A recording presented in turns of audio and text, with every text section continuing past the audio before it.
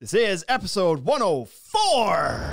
The Ultimate Deck Podcast. Need a show about outdoor living? This is where it's at with your hosts, Shane Chapman and Way Laurent. Thank you for tuning in. Now let the show begin. Yeah, the Ultimate Deck Podcast. Let's go. My favorite part of that intro, actually, Wade, is the way that he says your name. Yeah. He says it way cooler than anybody else says your name. I don't know. What's your business partner's name again? Wade Laurent. This guy's like, though, and Wade Laurent. Like, he really I like it a lot. He put some spice on it. He does put some spice on it. A little sass. And I'm not used to, the spice in the fall kind of catches you off guard. It's nice, though. Warms you up in the belly. The pumpkin spice is all gone now. Yeah. End of the pumpkin season. Yeah, it's Christmas time. Now mint. Starbucks had their Christmas cups out yesterday. I have my Christmas lights up already. From last year. Nope. No, he put them up this year. November 1st. Halloween was Saturday. Woke up Sunday, beautiful day. Thought, I remember how shitty this is to do in December when it's cold and your fingers are frozen and the cables are all stiff and whatever else, and you break all the clips and So I did it on November 1st, and yeah. Have you turned them on? Yes. I figured they're up. Yeah. Might as well turn them on. My neighbor, though, actually has had a Christmas tree up since early October. In his house, his Christmas tree is up and decorated for a long time already. Weird. Yeah, it's strange. So I understand wanting to put it up on November 1st because it was a weekend and it was warm and like all those things make sense. Warm was the driver. Yeah. I still personally, I think that the lights shouldn't be turned on until after November 11th. It's just like a little thing that I like, just a little personal thing that I have. It's like, Just put a rule on it. Yeah, just like give the vets give them that small window. It's 2 weeks. We can get into this shit right now because we don't need to. I actually don't put lights up, but so on November 1st, that same day, that somebody on my Facebook said something very similar. It was, can we all just let the veterans have their day before we start with all the Christmas posts on Facebook? And my position of that is twofold. One, they chose to go. Fought. Wait, no, they didn't. They were drafted. They were drafted. They fought for our freedom to express ourselves. I agree. And at no point has and I want to turn my lights on. I have never, ever heard a veteran come out and be like, listen, no Christmas lights till after November 11th. Like, it's not an issue for them, so why is it an issue for people who just like to find issues and things? Second of all, it's like guys who really need to define dinner and supper have an issue with it. Right. I've actually started to change that. Second of all, I say supper a lot more often. It is not, they're not mutually exclusive. You can still honor one while that was not a Canadian accent right there. That was a Western Canadian wall. While having your Christmas lights up. Like, it's not impossible to honor two things at once. Oh, no. And it's not like other than birthdays on Christmas. Having my Christmas lights up is extremely passive. It's not like every day I'm like going out there and bowing down to the Christmas lights and be like, look at the Christmas lights. Like, it's not, they're just on the house. What's the big deal? Right? Yeah. So anyways, and I can also wear a poppy. I'm not wearing the Christmas lights on my heart. Oh yeah. We should add our poppies on for this. I keep one in my. So there's my rant. Yeah. There's my rant about the whole Remembrance Day. You obviously aren't living in 2020. You cannot honor two things at one time, and you can't be friends if you don't vote the same. And right. Yeah. So time to get with the times. Yeah. I guess you can only be friends with people who vote like you, and you can only honor one thing at a time. I should probably leave. And there is black and white. And Bryce, get the out of here. Okay, well, Bryce. You ready? Do you have something you want to tell us today? See? Something else? This is really confusing me. No, yeah, I know. I just I'm ready if you are. You're ready. Okay, yeah, let's... I told him he should line this up this morning so that I didn't catch him off guard. But okay. He wasn't ready. He hasn't jumped in, so here we go. Just so you know, man, I'm working on something very, very big. Very important. You're going to be very proud. It's the worldly news. The worldly news for this week of November 7th. Or the end of November 1st. I don't know. Anyway, the worldly news. Bryce, what do you got for us today? Let's. Did you know that you spelt that wrong? Did I? You have the wordly news. Oh no! I put all that time into it. It's also fairly wordly. So Wordly news. Wordly. I think this is appropriate. The fact that it says the wordly news. There's only 3 goddamn words in the title. Yeah, Bryce. How do you mess up 33% of them? Pretty easily. So, how much do you guys like Christmas oranges? Speaking of Christmas. Oh, yeah. Yeah, mandarin oranges. I don't like them. I believe that shut they up. bring Wade says you're not allowed to have them until after November 11th. So Is that the day? I actually, this is hilarious, but I kind of think that they don't bring coronavirus. It came earlier, but they every year. You know they're generally Every from year- Japan, right? You picked the wrong nation. Listen, every year when Why are they called mandarin oranges then? Christmas oranges, We'll let him talk in a minute. when the Christmas oranges come over, everybody gets sick around that time of year. It could be Christmas, it could be the fall, it could be snow, it could be a multiple things. But I think But you that- choose to blame the Christmas I blame the oranges. Christmas oranges, so I don't eat You a lot Grinch. of. I don't eat a lot of mandarin oranges because they make everybody sick. You can tell that Wade's right wing. You got like that's a conspiracy for you. Yeah, That's the oranges. It's the oranges make everybody sick. And then they put little chips in them, How much would you pay for the first box of Christmas oranges? like $5.99. $5.99. Well, the first picking of Christmas oranges this year sold in Japan it was 100 oranges for $9.6 thousand. Why? It's not bluefin tuna, that's for sure. Well, so in Japan, the first of anything is considered lucky, Oh yeah, okay.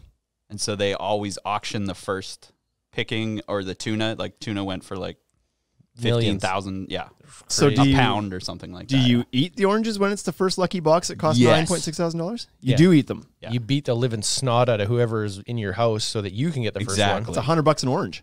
Yeah, it is $96 an orange. one. Maybe it tastes really good. Probably the same as the They come in this. $5.99. They come in this dope box. Oh well, the box itself that's worth at least a couple bucks there, bud. Right. You see it, Wade? No, I don't That's a see it solid properly. box. I even have the thing up. That's delayed. You got to look at Bryce's actual screen. I can't because Bryce has got his back to us today. He's blocking everything. Right. I don't know what this little protest is about. Him refusing You know to what? face us today. It's so freaking weird. God, you guys. I brought the wrong I cord. feel like we need to show this on the Instagram how he's sitting today. Awkward as hell. This is a worldly news. This is the worst worldly. What else you got? Expensive oranges and California fairgrounds are keeping weed free by using goats. that is smart. You know, we have a similar strategy here, but we just use Canadian geese, right? Our parks keep trimmed Unbelievable. with Canadian geese. Yeah. Yeah, they do actually. Absolutely, So they bad. do. You ever been to Willow Island or the other island in the lake there? They don't mow those. No, those they things don't. are kept golf green short by the geese. And fertilized. Yeah, I mean there's shit everywhere. Yes, that's what so I'm saying. bad. It's like take your choice, long grass or shit everywhere. I'll take the shit, please. So there's a herd of goats with a guardian donkey. Because you need a Oh, donkey yeah. to keep track of your goats. Yep. This is true. Hold on, say what? What's Yeah, so tell, I thought you might find this interesting. tell me the science. This is more interesting than the So goats you eating need grass. you need a donkey keeps all the goats in line and protects the herd from predators. from coyotes or wolves or something. Yeah, Donkeys are vicious, man. donkeys. Yeah, that's the only purpose they serve. I'm So pretty is this sure. is this an actual and, thing? and Sherpas really like them because they walk stuff up to the top of the mountain with Yeah, they're donkeys. pack horses, right? Yeah.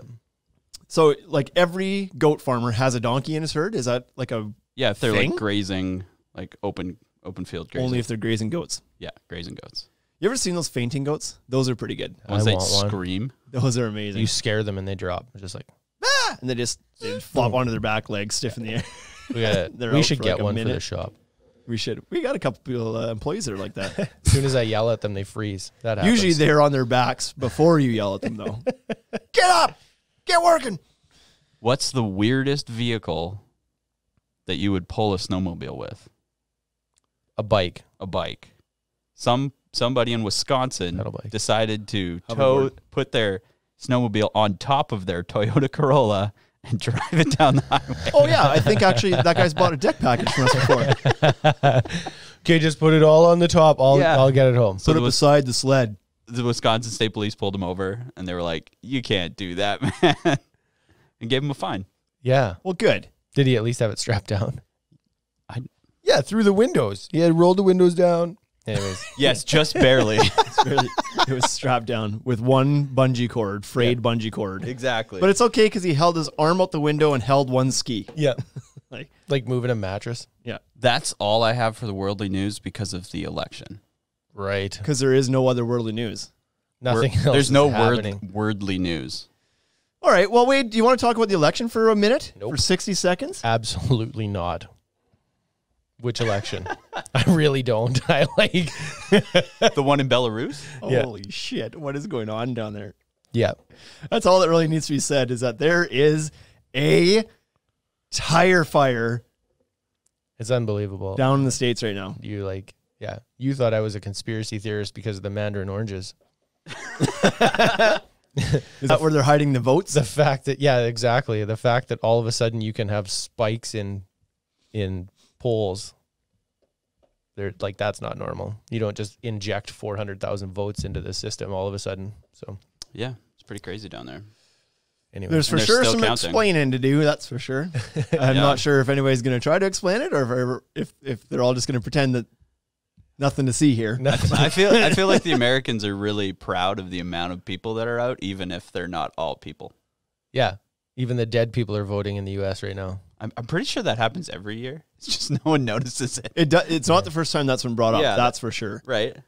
But I also find it interesting where they're like there's in a lot of counties there's been a lot more votes than there were registered voters too. It's like Yeah, we had 138% turnout.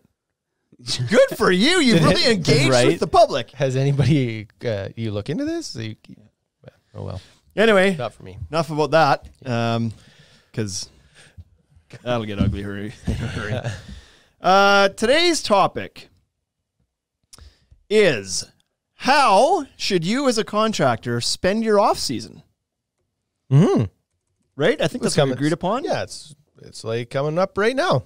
Off season's just some people it's right on the edge. Yeah, for us, we're winding down now. Like it's supposed to snow like crazy this weekend. We haven't seen any yet. Well, Saskatoon has. They're getting it. Yeah, they're this just morning. getting a little wee bit right now. So Regina's supposed to see it tomorrow. So here we go. pretty average year. Get some snow in November, and Yeah, it's a little later than usual here, right? sometimes Usually we get a snows in splash in October. Yeah.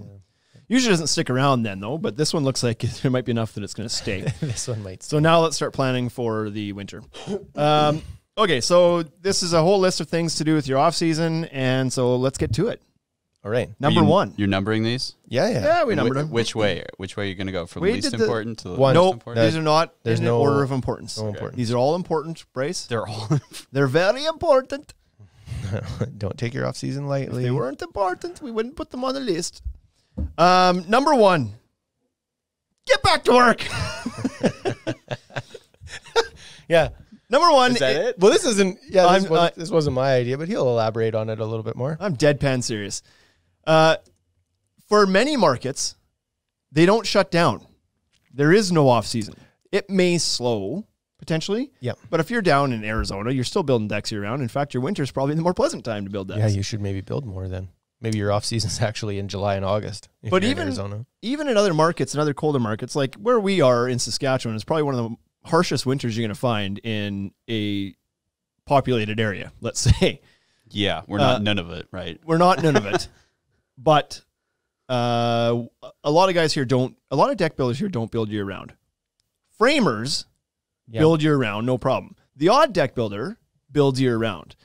But for a lot of builders in the northern U.S. and Canada, they shut it down in the winter and they either go frame basements or do other types of reno work, or they take it off. If they're if they really did things well, they take the winter off and they go do whatever they want to do. Yeah. Holiday in Mexico. What I think more guys should do is not just give in to the fact it's like, oh, winter's here, so therefore I shouldn't work anymore. It's okay to work in the winter. Go find some clients and keep trugging along. Trugging along. Yeah. Put some clothes on, wear some gloves. Keep it's pedaling okay. that bike, Mike. I've done it. It's not that bad if you dress for it and you get used to it. And There we're are in a really some cold market. Like there are some days that are not good, right? For sure. Obviously, you set some limits, but Yeah. you know when when the batteries freeze and the air compressor won't run. Like those are good days to take off. But but generally speaking, you can work through most of the winter. We have quite a few customers come in and say, you know, can we get the deck built in the wintertime? Yes, you can. You just need to find a contractor that'll do it for you. Yep.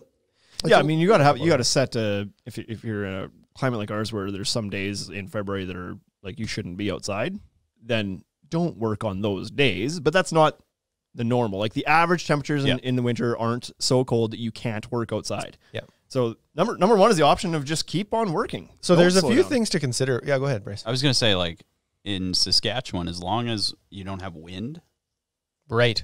Like minus 35. I've worked outside 8 hours and minus 35. Yeah, no problem. Very easy to do. 15-kilometer-an-hour wind on that, and it's like you're done. Done. Go home.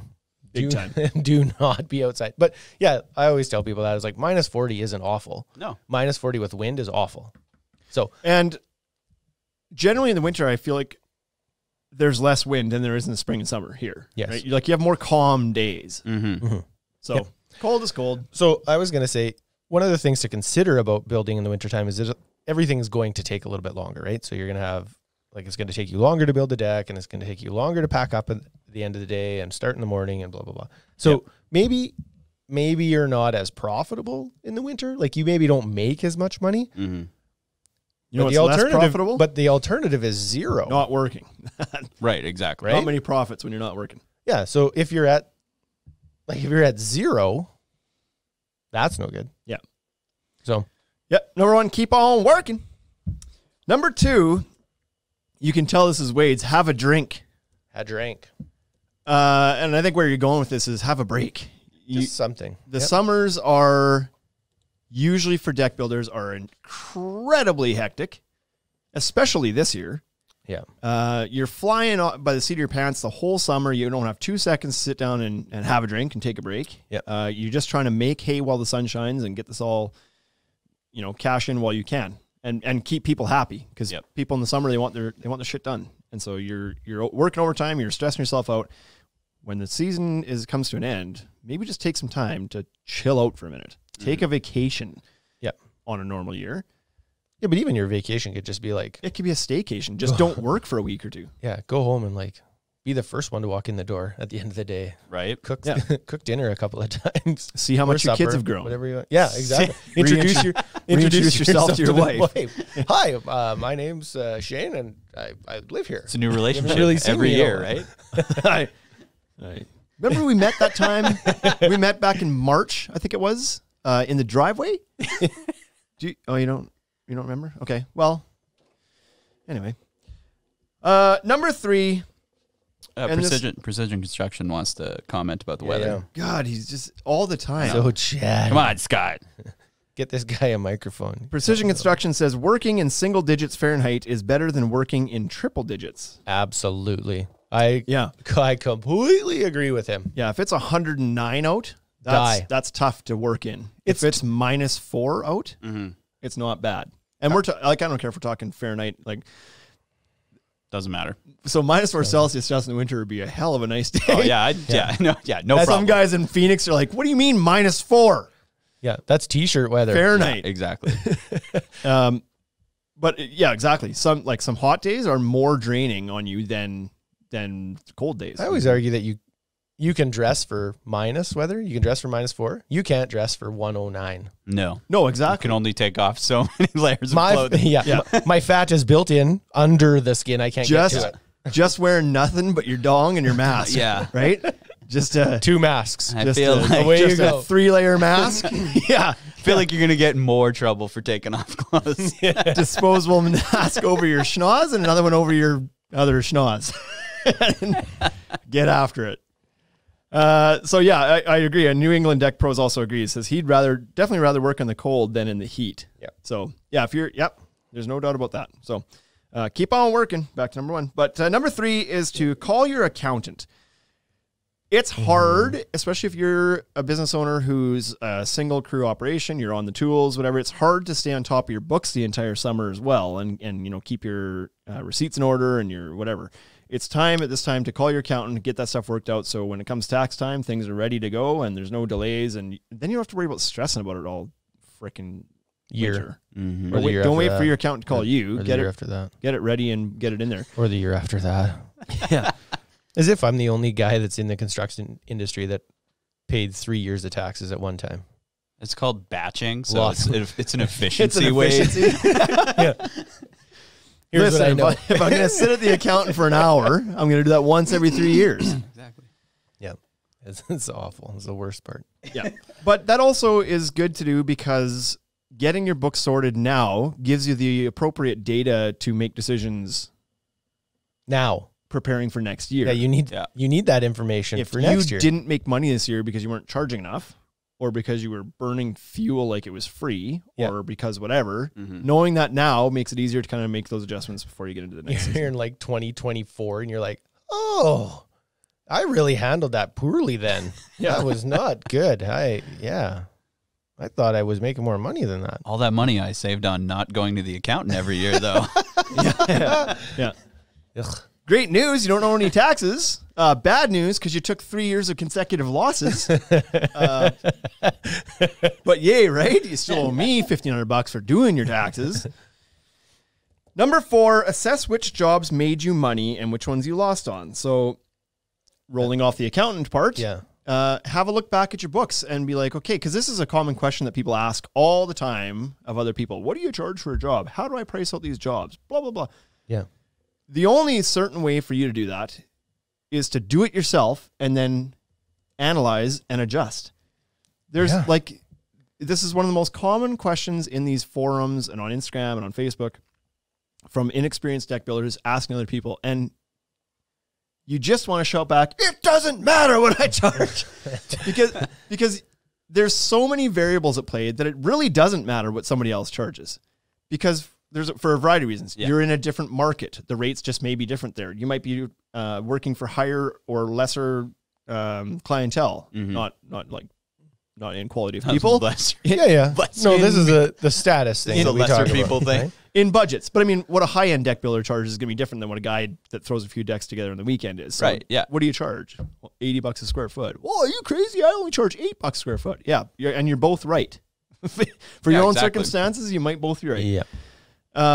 Materials cost may be different. The products you're using may be different. One guy might charge a different price to do treated than he does to do Decorator's Voyage or AZEK Vintage or something. When you're working with higher end products, you probably charge more because your mistakes cost a lot more too. Yep. There is how big your crew is, how experienced your crew is, what you're paying your guys. Some guys pay their guys $15 an hour in their labor. Some guy pays their carpenters $35 an hour. So that's going to dictate your costs. Some guys have multiple crews. Some guys work out of a truck. Some guys like Simcoe work out a bike. Some guys some guys have lots of tools. Some guys don't. Like there's so many variables. There's such a difference in overhead. Some guys have a full showroom that they have to pay for too. Like there's such a difference in variables that it really doesn't matter. You need to figure out your own numbers. And the only way to do that is to take your best guess at it, build the jobs, and then look back and be like, well, how close was I? Yep. Yeah. But you have to look back. You have to look That's back. the important step. Yeah, Right. See, that's funny. And I think the most important step on that is to actually track when you're on the job. Like pay attention to that. Like track your hours. Write down how long you were there. Right. Don't just be like, I did that job. It took me about 4 days. Right. But did you go for a callback? Yeah. So like it's just impossible keep to a look back, right? Yeah. Keep a logbook. I was awful at this. I never kept a logbook. And then I would get checks and be like, oh, I did that guy's basement. That was so great. I was there for whatever, three months. I did that basement and I was excited. And then you actually start to look back and it's like, no, it turns out I was there for 4.5 months and I had 5 callbacks. And it's like, well, now if I actually break that out into an hourly, I didn't make even close to enough I money. made $7 an hour. Right? Right. But the check seemed sweet because it was 14 grand all of a sudden showed up one day. One check. And you're like, that's so good because you hadn't had any before. But anyways, I didn't keep a logbook. I probably would now. I would certainly try to do it and just keep a better idea of what I was. Just keep track of things, right? Yeah, just like like- you lose things all the time, like your thumb. Yeah, not all the time, just one time. Just one time. This is a bad loss. It's though. hard to lose it twice, that's for sure. I have one more. Could happen. Anything could happen. To scroll back on the points here, Quigley Cable Rail on the Instagram says, I agree with Wade on not being as productive in the winter. Also keep in mind, how productive are you going to be installing a kitchen that you haven't done in 9 months? Yeah. Like when you haven't done that kind of work for a bit, you're slow anyway. So you know, your Yeah, that's efficiency right. level being super experienced and you just crushed out 107 decks over the summer to do another one, but you move a little bit slower because it's colder out. Like your loss in efficiency there might be equivalent to what it would have been Hanging doing some doors. finishing work because you haven't done a door in 2 years. Yeah, you're not Something, really a right? finisher, right? So yeah, good point there too.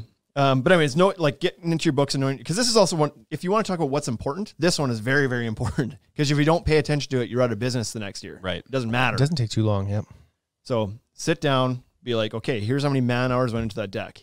Here's who was working on the deck. Like how efficient were my guys? And it's like, it might be more efficient to hire one $35 an hour guy than to just have two laborers at $15 an hour. Yeah, definitely. Because that guy is way more efficient. So the $35 an hour costs you less than the two guys at $30 an hour. Yeah. I mean, that really, like, I think Wade hit it, though. You won't be able to do that unless you You got to keep log track it, right? of your shit. Yeah. Yeah, you got to log it. Yep. Yeah. Yep. You got to keep track of it. You got to have the data to make decisions. That's for sure. Number 5, put a list together of the things that you want to change. Don't make the list too long. Pick 2 major changes you want to start on and 5 small changes. Or something like that. Yeah. I just read it all out because I forgot what you were going with on that. So that was a great note. You made a good note there. Really good note, right? Now you know. But now's the time to pivot if you need to implement new things into your business, to change things that aren't working, and Wade threw down some rough guidelines of like, don't try to do it all in 1 year because like we can tell you how that'll go. How did that go? Pick Call one, me. pick 1 or 2 major things you want to like make it attainable, I guess is what you're saying. Yeah, and also not overwhelming. It's your off season. You don't need to be working flat out again. Yeah. Just trying to make some improvements. Like, Yeah. pick a couple things that are just like, these 2 things are really important to me. I absolutely want to create a good log system this year. So like get that in place. Figure out where you're going to put that in your truck, how you're going to manage that, right? There's an acronym for setting goals that you can apply to, which my son is learning in school right now, the SMART acronym. If you are familiar with this, SMRT? SMART. Okay, got it. I would have missed a step. I would have missed a step. Let's see if I can remember what they are. Your goals should be specific, Yeah. measurable, Uh-huh. action-oriented. Okay. Where are we at now? R. Are we at the R now? Realistic Okay. and timely, like Time. timed, like times, like And they have an end date. There's an end. Yeah, there's a specific You got to be done date. by this time. yeah, like they should have an, yeah, exactly. A termination point. Correct. That's better than timed. Termination You're like- point. Sounds Ought to more be We're final. gonna change it up. It's gonna be termination point. Phone your No. teachers. Yeah, phone your son's teacher. Be like, I thought about this for a whopping 1 second. I think you got it You wrong. got it wrong. So lay those goals out. This is why Tackle you're a some of teacher. them. Pick off a few that you know you can do this year, and go crush it. Now's the time to do it. Make a list. Shane loves lists. If you're not sure how to put them together, call him. But be specific. Specifics, I think, like the first one, and it's pretty important when making goals. Mm-hmm. Holy smokes, Wade! I don't know. You really crammed this next one into a small space here. I was writing and then ran out of room. That happens. Number 6, make a plan and set some targets for next year. Mm-hmm. So what do you got here? You got ad budget, repair So- budget, business expenses, Yeah, sales the targets. plan was like, what are you going to spend on advertising? Yeah. What are you going to spend on Create a budget. repairs? Sure. Create some budgets, right? Just put some lines in there. And then what was the other one? What did I put below that? You got sales targets, job counts, staff targets. Oh, yeah. Yep. So yeah, now's the time to kind of plan the stuff out That's ahead so of time so you're not flying by the seat of your pants as much going into the following year, right? Yeah. Now you can sit back and think like, were my crew sizes efficient? Did having 3 guys on site make sense? Could I do it with 2 guys? Did I need to have a 4th guy? Yeah. And plan that out to be like, here's what I need for staffing going into this year. So you don't then get into June and gut react and be like, well, I just got to hire a rent, just fill the bodies and whatever, because Yeah. that never works out real well. Nope. And also plan your budget. So what did I spend on fuel this year? Was I making multiple trips to the lumberyard that I maybe didn't need to make? Should I just order extra material and save those trips and save on fuel? Like, here's what I should be spending on fuel. What do I have to spend on advertising? How much revenue did I make this year? What chunk of my revenue is associated to wages? And is there a way to be more efficient with that? Like, just kind of budget that out. You don't need a super big explanation there. Just make a budget, I think, is the moral of that story. Yeah. Also take into consideration maybe we're going to get to this. Yeah, we're going to get to it. So we'll leave it. Number 7, develop strategic partnerships. And so now's the time, because you have the time and the people you're going to talk to will have the time to want to talk to you and listen. Because if you call a landscaper in June and be like, hey, could we go out? He's going to be like, no. I'm busy. Can we go for supper? Sure, yeah. How's 7 o'clock? Yeah, sounds good. 7 o'clock, January 14th. What we mean by this is align yourself with some other contractors for the most part, or designers, landscapers, people who are working in backyards, pool installers, hot tub places, even general renovation guys, because they might not do decks, but they're certainly getting asked about it. Like if somebody goes in and finishes a guy's basement or does his kitchen and those people need a deck, the first person they always ask is a guy that they were happy with before. Could you do decks too? Mm-hmm. No, I don't, but I know a guy. Yeah. Yep. So align yourself with these other businesses, because also if somebody comes to you and you're only a deck builder and somebody comes to you and is like, I want to flip my whole backyard. It needs to be very consistent feel throughout it and whatever else, you're going to need a partner in that. Mm-hmm. They might want one person kind of overseeing the whole thing to make sure that everything vibes well or happens in the right order. So you might need a landscaper. You might have to call the guy and be like, hey, I need to finish the whole backyard. I'm doing the deck. Need you guys to come and do this. You might need an electrician. You need to run a new plug outside or run the patio heater or whatever. You might need a designer to like put the image together for you so you can like work through this. So these partnership things they're great. And this is a good time to do it now because it's top of mind for everybody. We've all just gone through the season, right? And so we're like, everybody's tired, but still very familiar with it. Mm-hmm. So build that stuff now, get amped up, just kind of recharge for the winter. And then in the spring, it's like touch base again. Okay. Well, and now you have time. We doing this? You can sit down with a guy, another company, whatever, for a couple hours and hash some things out no problem. now. Whereas like without the stress of everything else going on in the world at the same time. Yeah. But it works both ways, right? You sometimes need people to help you finish a job. Mm-hmm. So it's good to have those people in your pocket. You need some people sometimes just to refer to keep make a customer happy. If you can, like maybe you can't do the job, but they're super happy with you if you can recommend somebody who can. Yep. And then that vibes well with you. And then on the other hand too, that same work's going to come back your way too. You'll be the guy that the other guys recommend. Or if somebody's landscaping a whole yard and they want a deck as a part of it, it's like you get the phone call. So reach out, make those relationships. Those are the big ones. Pool guys, landscapers, other contractors, et cetera, et cetera, et cetera. Yep. Number 8. Now's the time to go make sure that you've updated all your loyalty programs. So if you're a Trex Pro or a Fire Run Pro or a TimberTech Pro or whatever you want to call it, again, this whole paperwork thing is tough to stay on top of during the year, but there's actual value in these programs that'll pay you in cash. Like really good too. But you only get it if you do the work. You got to submit your invoices or whatever. And sometimes the warranties are attached to this stuff. You got to register warranties, which you can do for your customers, whatever. So get into your loyalty programs, your pro programs, and make sure you have all your stuff updated there. Not only from the point of like, oh, there's a kickback because I have a bunch of jobs I did and I need to submit those invoices to get the kickback, but also take a look at your profiles because places like Trex's Pro, whatever, you have a profile page on there. Yeah. There's somebody's going to look something up about you. There's a good chance they end up on the Trex Pro's profile page of yours before they end up on your own website or something. So make sure all the information there is accurate and you're doing you're presenting yourself well on these profile pages. Upload some pictures, right? Update it. Put some of your projects on from the summer. Yeah, exactly. Update that stuff and see if there's more programs. Maybe you're a Trex Pro, but maybe you could also become a some other company that you're using their products, maybe like a Railing Pro or something. Yeah. Become a Regal Deck Star or whatever it might be, right? Yeah. So get out there and try to update, maintain, and use your loyalty programs. Yeah, and those things they're great. Like they're hokey, but they do work. They're good for you. Yeah.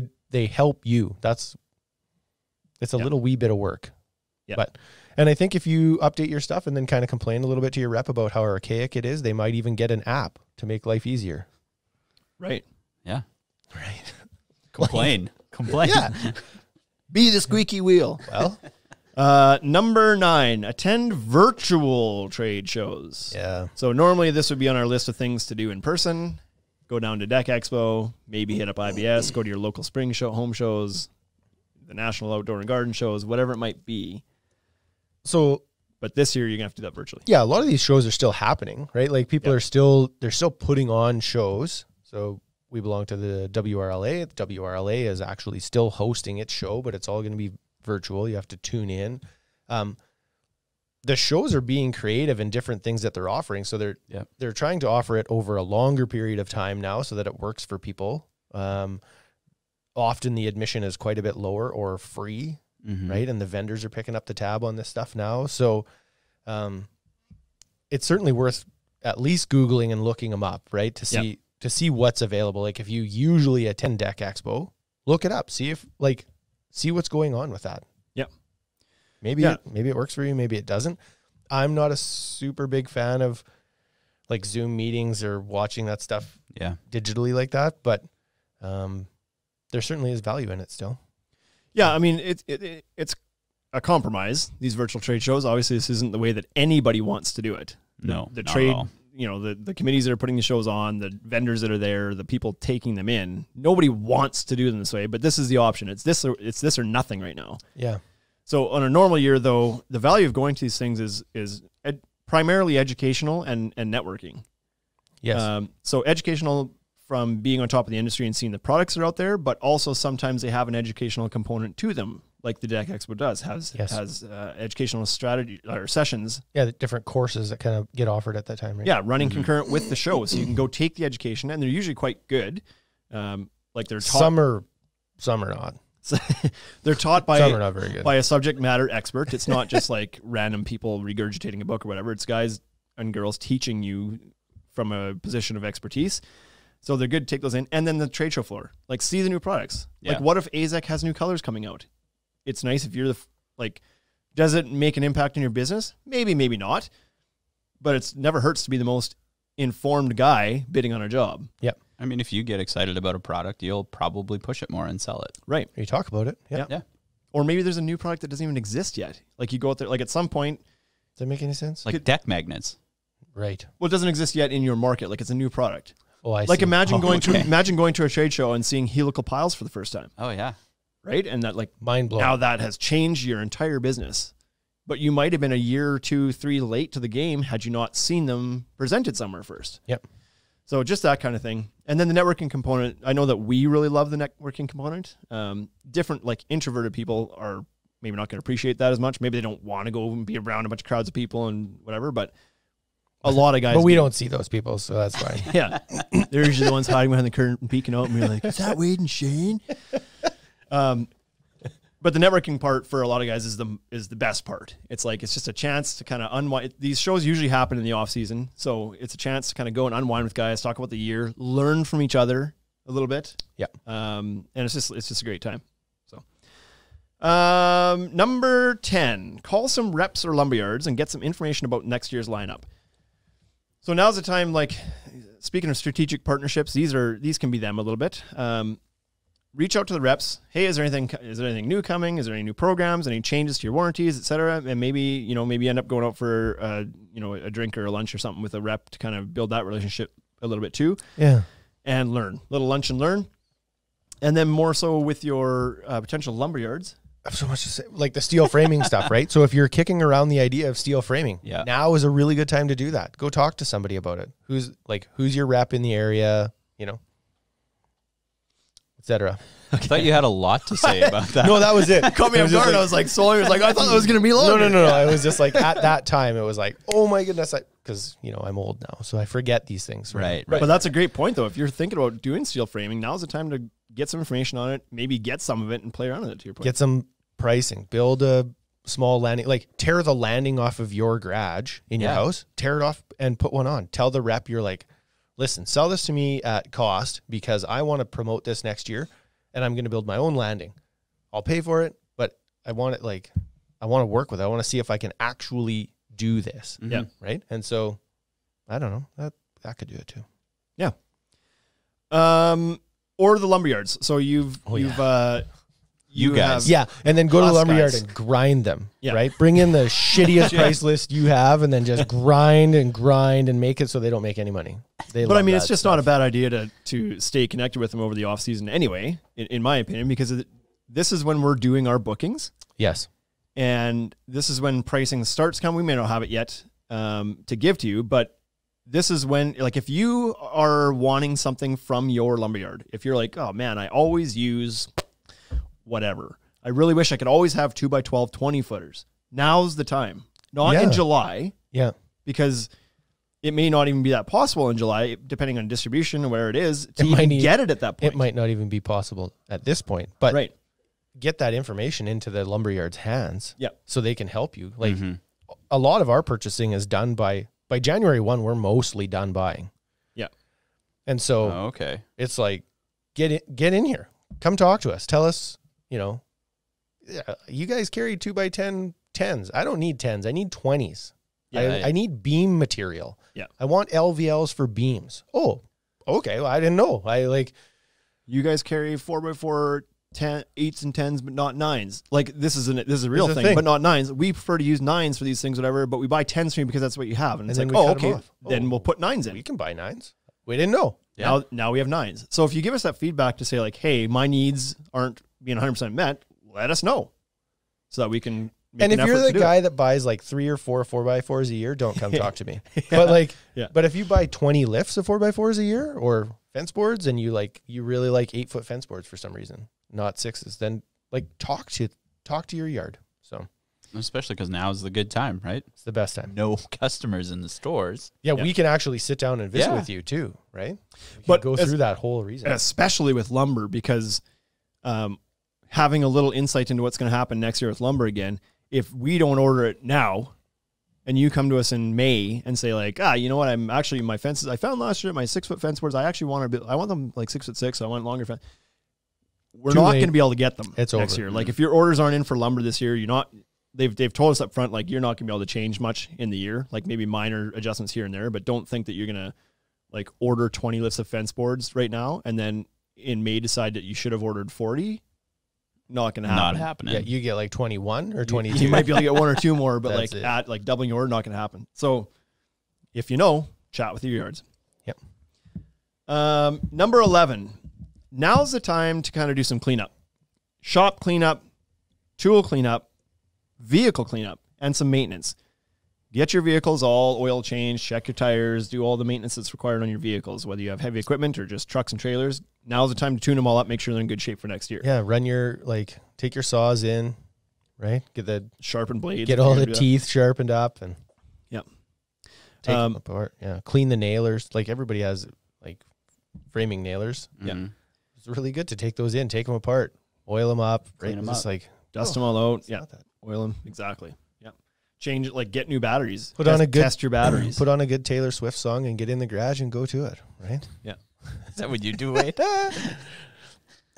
Little T-swizzle. I used to go to a spin class every once in a while, and there was this guy by the name of Len that ran the class, and he loved Taylor Swift. It was in a 45-minute spin class, you'd listen to 6 Taylor Swift songs. So, anyways, if they were the ones when she was just done a breakup, you might have only got 3 in. Right. They're long ballads.